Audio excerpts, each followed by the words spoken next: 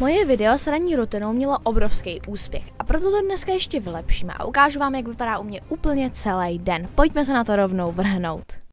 Většinou můj den začíná tak, že jsem ospalej v posteli a přemýšlím, jestli má nebo nemá cenu vstávat. Ale stejně po nějakých těch 5 minutách si usmyslím, že bych asi už konečně měl vstát. No a potom, co vstanu, tak hned první věc, co většinou ráno udělám, je, že se ustalu postel. Pomůže mi to v tom rovnou, že něco udělám, takže mám takovou tu první věc za sebou a potom samozřejmě nesmím zapomenout ani na plišáčky, který tam musím samozřejmě přidat taky.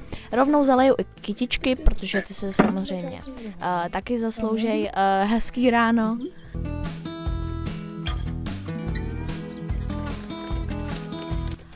A ještě jednoho pána. Dneska ráno jsem měl ale jeden fakt špatný nápad. Napadlo mě, že se půjdu koupat, protože na kameru to bude docela hezký, ale ta voda byla fakt ledová. Jak to na mě asi za chvilku bude vidět, tak jsem se to ze začátku opravdu neužíval. Ale koupačka jako osvěžení po ránu fungovala docela dobře. Mně to třeba koupání pomůže v tom, že ta voda je ještě k tomu studená, mě probere a hned po ránu mám trošku větší energii, nejsem už tolik ospalej, ale ještě víc mě po ránu probere to, když se nerozhodnu jenom plavat, ale rovnou do vody skočit.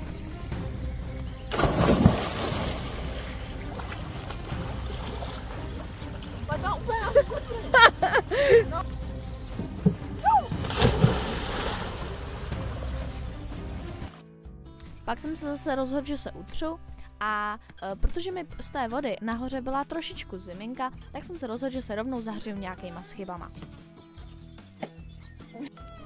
Velké množství jsem jich ale moc neudělal, takže jsem se rozhodl, že když jsem se koupal, tak půjdu rovnou pozdravit ovečky.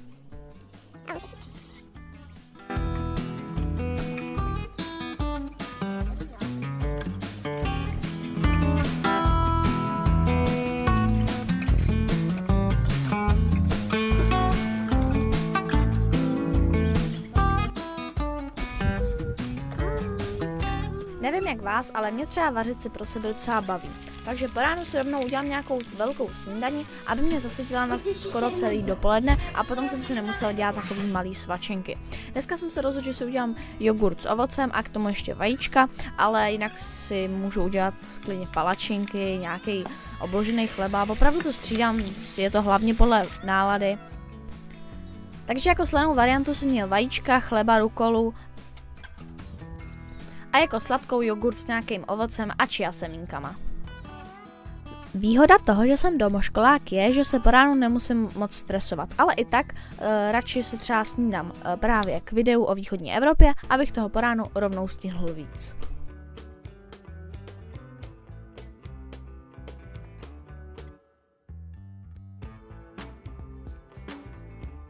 Potom mě čekal úklid po snídani.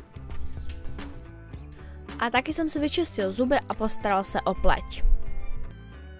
A dál jsem pokračoval ve videu o východní Evropě. A když už jsem byl z učení unavený, tak jsem se šel projít na zahradu. A takhle jsem se učil až vlastně do oběda. Potom mě čekal výborný oběd.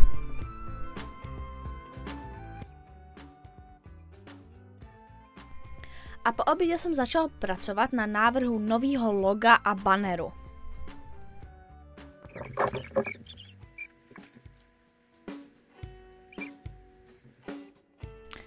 A potom jsem natáčel video na YouTube kanál. Ukázku? Co ne?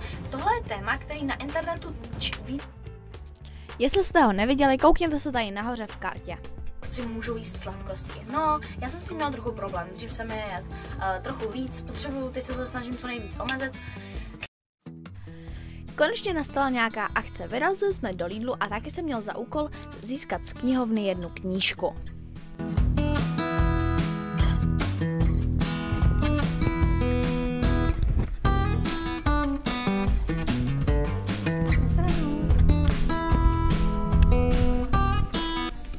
A to se podařilo. A potom mě čekala cesta do Lidlu. Dostali jsme 5 korun českých. A Ale no z toho nezbohatneme, že jdeme za to ukrást kušík. Bože, se tam natáčet nedá, takže se nás sebou vzít nemohl. A potom nás už čekal trénink, který byl opravdu jak dělaný pro sprintery, protože jsme běželi asi 3,5 kiláku.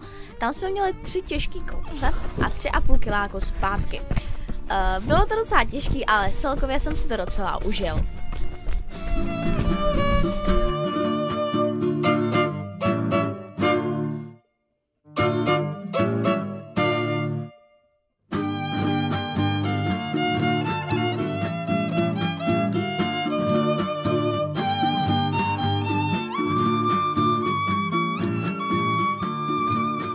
Takže jsme doběhli na stadion a ze stadionu jsme autem zase dojeli domů.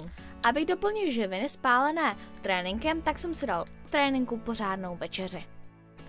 Potom jsem se stříhal už zmiňované video. A protože mám rovnátka, tak si zuby musím čistit opravdu důkladně. A taky když děláte dobře malé věci, tak potom dobře děláte i ty velký. A pak jsem chtěl natočit hustý záběr. A takhle to dopadlo.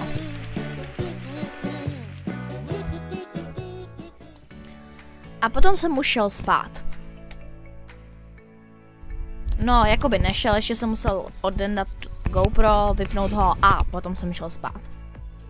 Ještě trošku prozradím, že příští týden bude vycházet fakt dobrý video, takže dejte odběr se zvonečkem, abyste ho nepropásli. Jestli byste chtěli podpořit kanál, tak sdílejte video nebo dejte like, napište komentář, přijďte se na kanál 3D a uvidíme se příště. Čau čau.